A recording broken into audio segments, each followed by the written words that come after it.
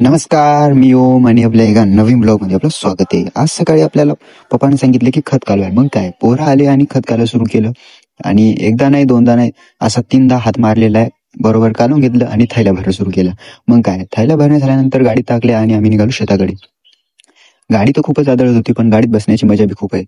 शेती आल्यानंतर मी याच्या हातात बघितली पन्नी, आणि याने फुल जुगाडमध्ये आला होता, कारण याच्या डोकं मळू नये म्हणून.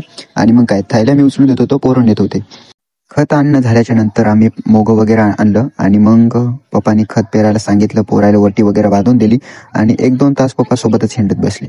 मग काय झालं, मला काम दिलं पप्पानी की बैल आणायचे आणि मला डवरं धरायला सांगितलं होतं. मग काय, डवरं धरलं.